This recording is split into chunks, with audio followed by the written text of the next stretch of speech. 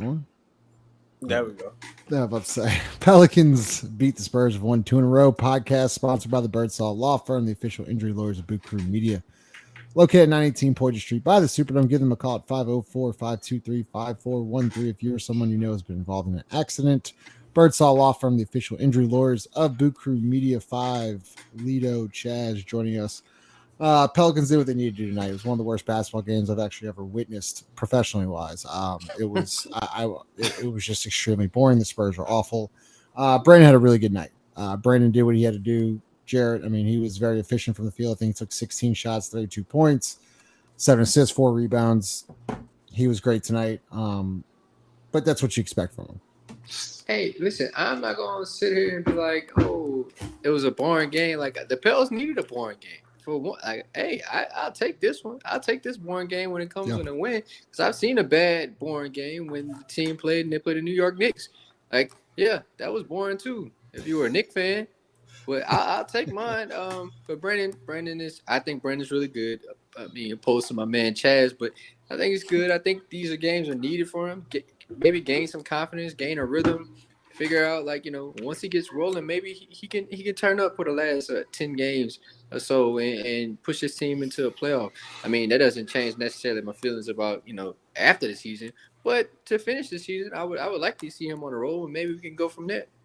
Yeah, Lito, another guy we got to talk about is Trey Murphy, because I just mentioned what he did in the fourth quarter. That it's more of the development of his I guess we're gonna call it bag, right? Where he's now, you're starting to see him take defenders off the dribble a little bit more, and now you're starting to see pull-ups where it's between the legs crossover and he's pulling quick. I mean that's a good thing. That's a really good thing.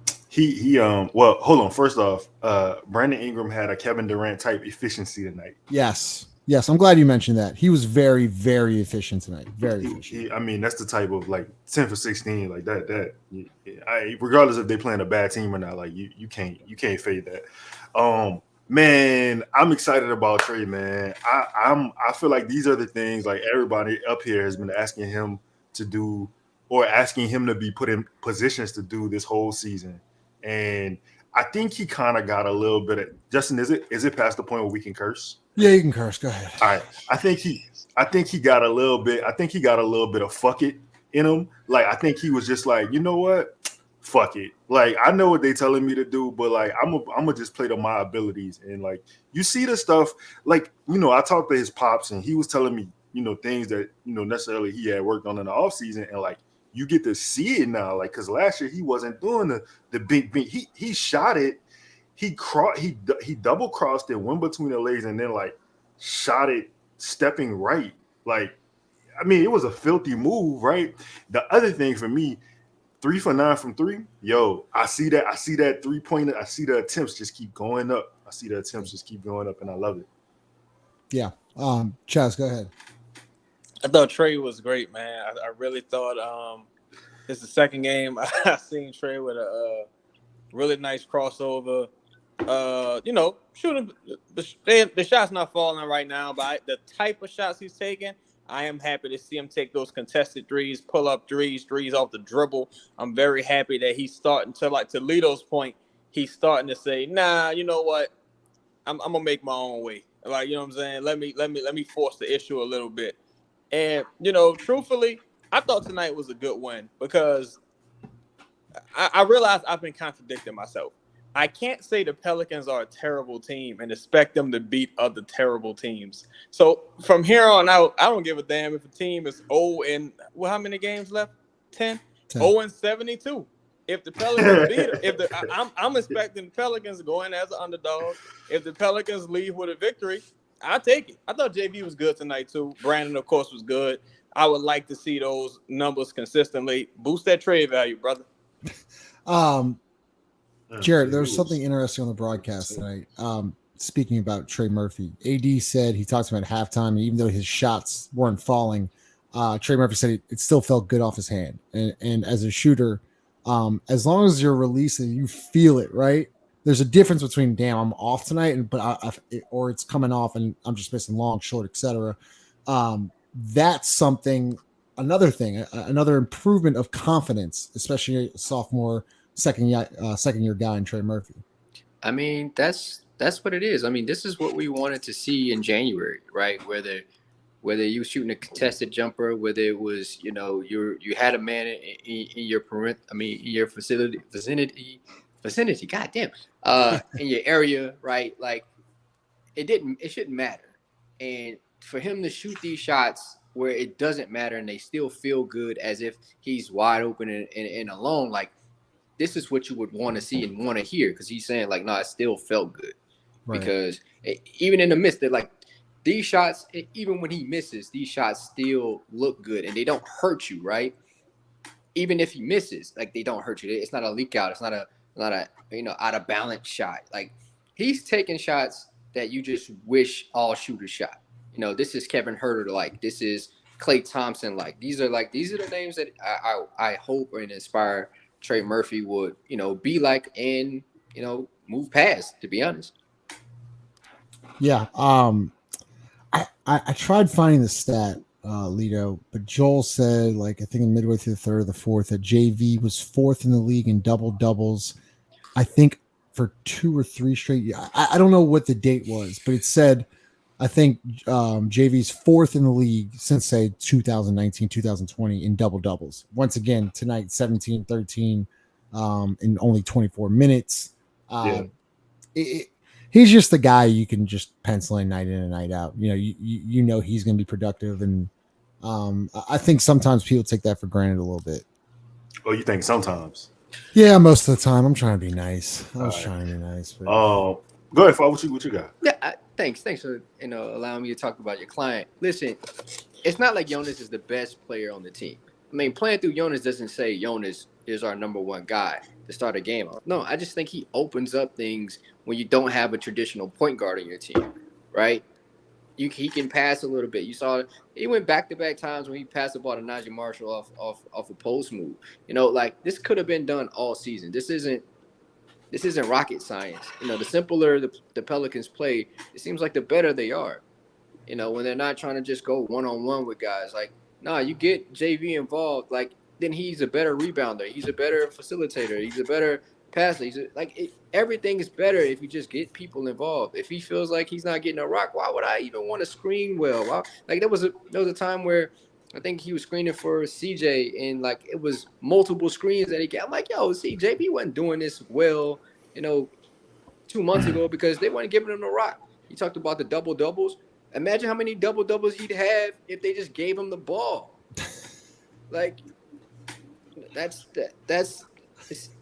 Can you do it again, Lito? Can you give a little flip right there? It just doesn't make sense, man. I mean, I don't really think I have anything to expound upon that point.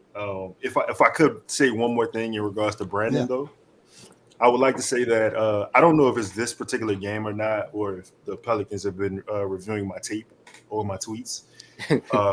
I'm seeing a lot more emotion. I'm seeing Brandon catching the ball in the mid post. In regards to previous places of just getting the ball at the top of the key, or him just standing in the corner and no action going towards him, being stagnant. He's getting it in the mid post, and I saw a couple times tonight where generally who's ever guarding him, he's taller than. It was a couple times tonight where Brandon had the ball mid post, faced up, read the floor, and he made some great passes. He had 9 assists the previous night. He had 7 assists tonight. And like I said, 10 for 16, that type of efficiency, you really can't. It's nothing you could do with that. He was just in motion, right? And it was just good to see. I hope the Pelicans keep that type of movement up, because I was just bringing it up because we talked about the scheme last pod, so I felt like it was important to give them their kudos with this pod, because we also talked about coming off JV as a screener, and you just saw Brandon step into 15-footers the entire night, and that's what he's extremely good at, and I would like to see more of that. Ross joining the show. We'll get to Chaz and we'll get to Ross's thoughts. Chaz, we've been pretty hard on the staff. Do you see, as Lito and Five are pointing out, do you see a little bit of the adjustments where can they get on a streak here using these schemes, going through JV, kind of making him a focal point? coming off screens. You know, they've made a little bit of an adjustment. I'm trying because 5 knows it's coming. I'm just saying. We talked about this earlier today, Chaz. Getting on a winning streak, it's important. I mean, I know we think it's been a failure. By the way, I feel like I'm talking in circles. Can we get a Zion update anytime soon? 2 weeks is tomorrow, by the way. I was thinking about that earlier. 2 weeks is tomorrow. Is him and Jose getting the same I was about to say not only him, but Jose too. But Jose, so I just saw it. They tweeted out on March 8th. 2 weeks. In approximately 2 weeks, of course, they throw out the word approximately. We're supposed to get an update. Well, tomorrow marks 2 weeks. Well, we shall see. But speaking of a lot about nothing, these last 2 games. No, I would have to see. For context, I'm big on context. Vassell didn't play. Dennis Rodman Light didn't play. Like nobody, I got to see these guys do this against a team. You got to see him show up in LA on Saturday night, is what you're saying. Not necessarily Charlotte. You're talking about Saturday night. They got to show up. You got to do this against a team that's trying to win. And once they do that, I'll still say, only took you 78 games, huh? You figured it out though, 78 games. But I just gotta see it. Right? Yeah, okay. That's all that matters. Right. Ross, welcome back to the show. I don't know what you got tonight. Overall thoughts. I mean, nothing really. I mean, it's the Spurs, and they're bad. And they're bad, and they're not trying to win, and none of their best players play. I don't know. I mean, I want to be excited, right? It's good to 2 wins is better than what we've been doing, but it's hard to take away a lot. That's a bad Spurs team. They just got to call it what it is. Do you think everyone can answer this question? Honest opinion, not I hope or I don't hope. Do you think this team's actually going to make the play-in? Like a playing game? Do you think they're actually going to make it? With 10 games left, they got the Hornets, Clippers, Knicks, Clippers. No, I don't. I'll stop Portland. You there. I don't think we're going to make it. I don't think we're going to make it because I don't think Zion's coming back. And so I think you're just going to keep doing sort of what you've been doing for the last few weeks, which is, beat the Spurs and Rockets of the world and lose to the good teams. And I just don't know if even though you're only whatever it is, a game or 2 back, I just don't think you're going to make it. I don't think you're going to make it up. 5. I do. I'll be honest. What seed do you think they get? It's tough. Can I just say they're gonna get in? That's fair. Maybe 9 or 10. I don't know. Maybe it's the part of me that just wants this team to do well, right? You go, I go to these games and I'm watching it, and you meet these people and you're like, they could really do something, but it's like they trip over themselves rather than other teams beat them. So it's not like I'm scared of the other teams. It's really them that you're like. It's like a drug addict almost. Like, no, you're supposed to be doing right, but you just keep fucking up. So that's how I feel about it. Leo, I don't know how you follow that up. Go ahead, Leo. So all right, here's some positivity. As I look at the Western Conference standings, the West sucks, right? The Pelicans are technically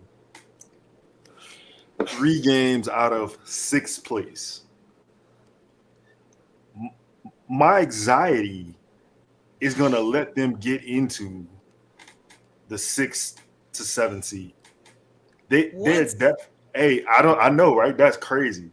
I know. I'm just telling you how my anxiety is set up. It's gonna happen.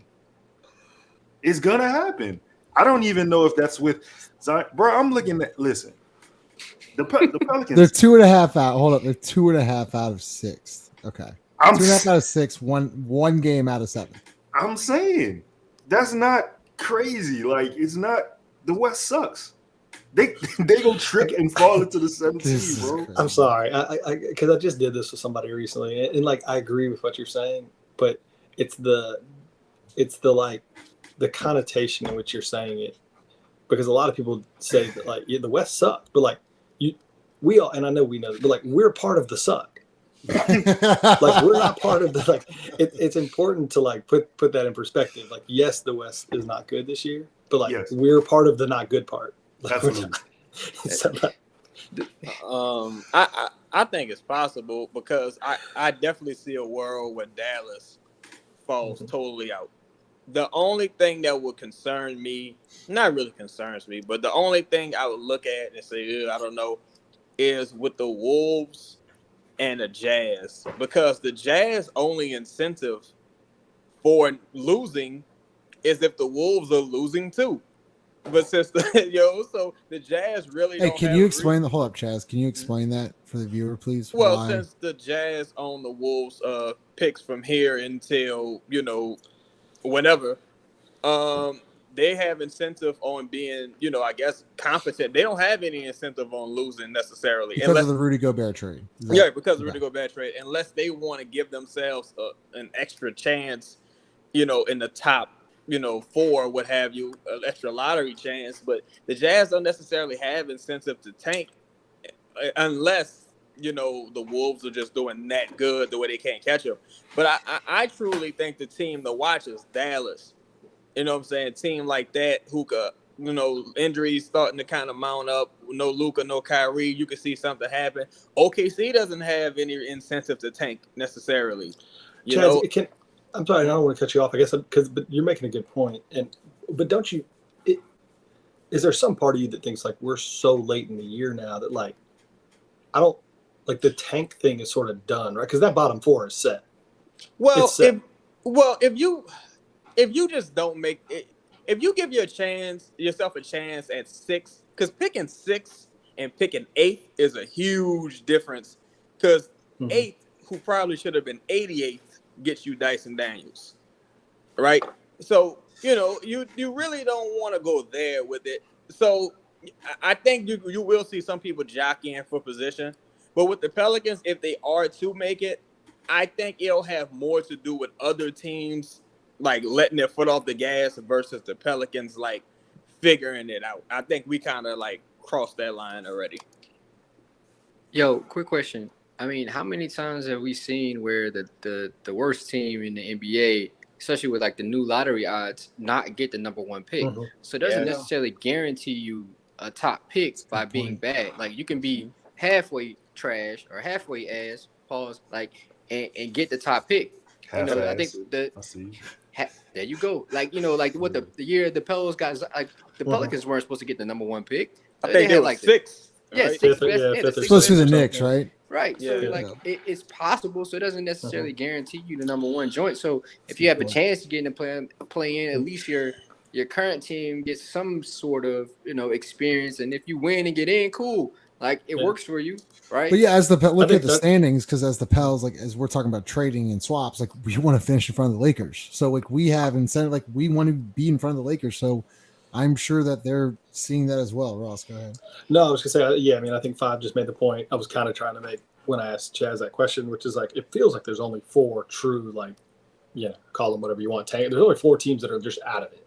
And that's done on purpose. It feels like everybody else at this point in the year is like trying to win. Now Dallas may lose games because they're injured, but I think we're at the point in the year where like other than those 4 teams and whatever, Detroit, so help me, Detroit, Charlotte, Houston, San Antonio, probably I think are the 4. Like other than those 4, everybody is trying to win games because like a team like OKC that hadn't been in the playoffs in a while, there's no incentive for them to like lose games on purpose to get that 8th pick, like Chaz just talked about. Like there's more benefit to those young guys getting in the playoffs, kind of like what we all said last year about the Pelicans.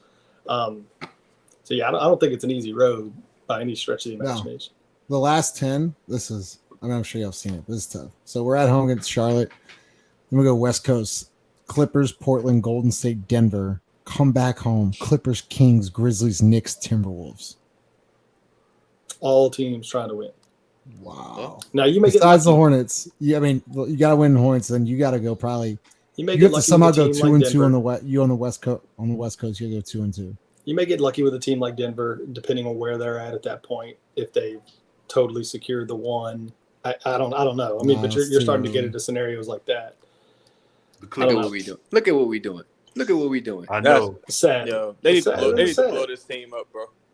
They need to blow this team up, bro. DraftKings Sportsbook, the official sports betting partner of Boot Krewe Media. Download the DraftKings Sportsbook app now and sign up with code BOOT. New customers can bet $5 and get $200 in bonus bets instantly by betting March Madness. Bet on any team. New users, $5 gets you $200 in bonus bets. Win or lose. Only at DraftKings Sportsbook with code BOOT. Jarrett, this is for you. Pelicans won 2 in a row. If they win one on Thursday, it is called a winning streak, and it has happened before. It has, and so it has happened before. Listen, I want to talk about Point Herb.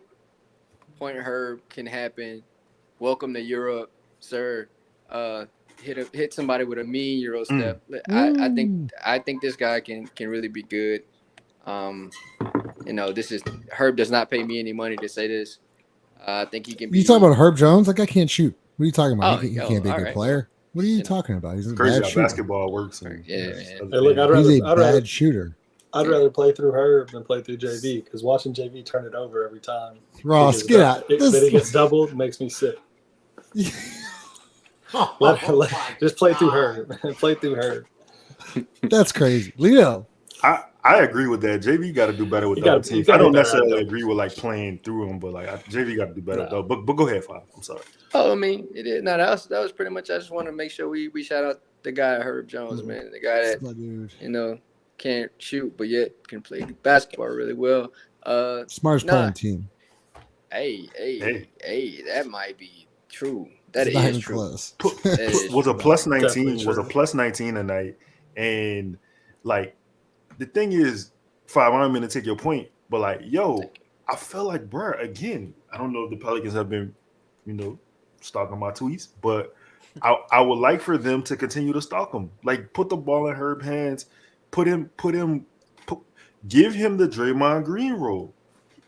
He literally can do all of those things. Mind you, he can't guard the 5 like Dre can, but he can literally do everything else on the floor. He'll make the open pass. He'll make the good pass. He's so crafty around the rim, bro. He's a better offensive player than Draymond Green. Listen, he had a streak. I mean, I guess a series of plays where it was just Herb on a fast break, alley-oop, boom. Herb on a fast break, get to the middle, pass the BI for a 3. And it's not like it was just so easy. Anybody can do it. No. Giving him the ball in open court and allow him to be, a facilitator, and he can finish at the rim. He's not afraid of the goal. He looks at it like he can score. He doesn't look at it like you saying that like somebody afraid of the rim. That's crazy. Yo, I wanted to, that was a great alley. I just wanted to ask y'all this. It's Dyson. I already know he's the worst pick in history, so I'm not going to burden y'all with that. History is crazy. Yo, that's insane. I think the data backs me up. Wait, hold up. You think Austin? You think Austin Rivers is way Hilton better. Armstrong? Hilton Armstrong?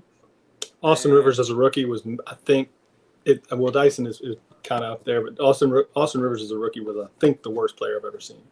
I don't know. Definite top 5 in terms of guards that were drafted in the top 10. He was the worst. I think the worst I've ever seen. I don't know. I think Dyson Daniels is a couple years from being a bad player. But I will say this. Do y'all think Dyson should be playing over Kyra right now? No, not even close. No, God. No. Okay. And it's I don't understand it. They've killed Kyra. I completely and utterly just don't understand it. Kyra's and same with Jax. Listen, we've been hard on Jackson Hayes. Larry Nance is not 100%. But first off, shout out Larry for playing through injury. Right. I'm just saying, though, Jackson Hayes has been productive, and so was Kyra Lewis. Yep. And how they're just logging DMPs now.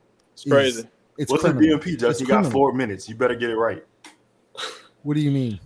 It wasn't a DMP. He got 4 minutes. I'm sorry. See, he got 4 minutes. Nah, that's still. Come on now. I thought it was coach's decision. DMP at Jace. back to that Herb thing though, because I know you make the point a lot about how JV plays different whenever he actually gets to touch the ball. Herb definitely plays better D whenever he gets to when he's playing offense. When he's not just standing in the corner, you can just go watch film on that. He definitely is a more engaged defender when he's not just standing around on offense. they all connect. They all connect, bro. Like, imagine if you not a shooter, like your significant other is just pointing out all your goddamn faults and just making you think about it, and then you gotta, do something that you're supposed to be like. No, it's infuriating to watch Herb Jones sit in the corner. That's not his, expertise, and then he got to go and defend the best player on the opposite team. Right. And that's why we talked about scheme and why the staff is to blame sometimes for Herb Jones, because you have sometimes. to put all the time. And once All again, right. I'm trying here. I'm trying. And then you put Herb's on a shooter, you put him in the prime position to shoot. I mean, he was there to start this game tonight. But no, but he's been moved around more, Chaz, and also he's been attacking more too. So I mean that's what you're seeing. But Pelicans win 119-84. They play the Hornets Thursday. We'll have a recap Thursday. Then Saturday against the Clippers, that'll be a late night. I think I might do that solo. And then Sunday, we have the Sunday show. We'll get some guests on. But make sure you like, comment, subscribe. I'd love to hear your thoughts on the Pelicans' victory over the Spurs. We'll see y'all later. Keep them YouTubes coming, them comments.